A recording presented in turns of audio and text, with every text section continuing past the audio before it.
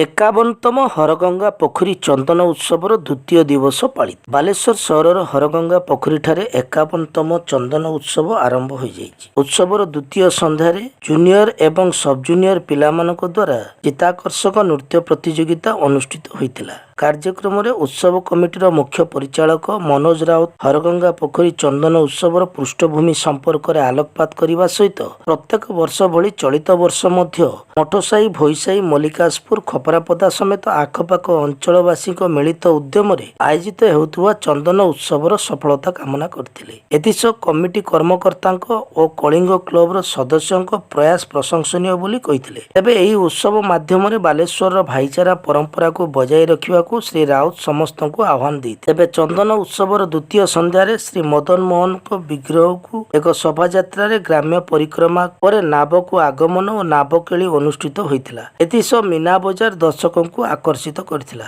5 ଦିନ ଧରି ଚାଲିବାକୁ ଥିବା ଏହି କାର୍ଯ୍ୟକ୍ରମକୁ କଳିଙ୍ଗ କ୍ଲବର ସମସ୍ତ କର୍ମକର୍ତ୍ତା ପରିଚାଳନାରେ ସହଯୋଗ କରିଥିଲେ। ଆମର ରାଧାକୃଷ୍ଣ ମନ୍ଦିର ଲଣ୍ଡା ଗୋସ୍ୱାମୀ ମଠ ଏହାକୁ ଚୈତନ୍ୟ ମହାପ୍ରଭୁ ବିଜେ କରିଥିଲେ। ଇଏ 51 ବର୍ଷରେ ଚନ୍ଦନ ଉତ୍ସବ ପାଳନ ହେଉଛି। ଗଲା ବର୍ଷ ଆମର 50 ବର୍ଷ ହେଇଥିଲା, ଏ ବର୍ଷ 51 ବର୍ଷ ଏବଂ ଏହା 5 ଦିନ ଧରି ପାଳିତ ହୁଏ।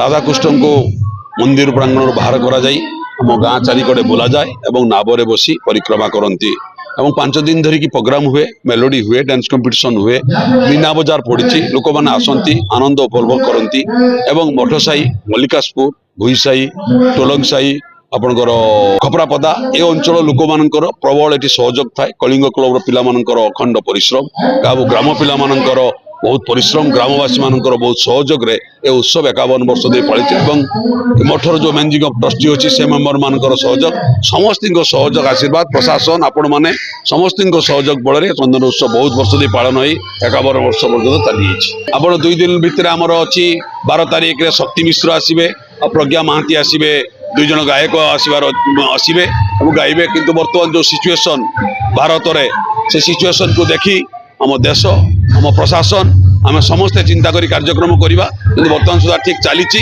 ଦେଖାଯାଉ ଭଗବାନଙ୍କ ଆଶୀର୍ବାଦରୁ କଣ ହଉଛି।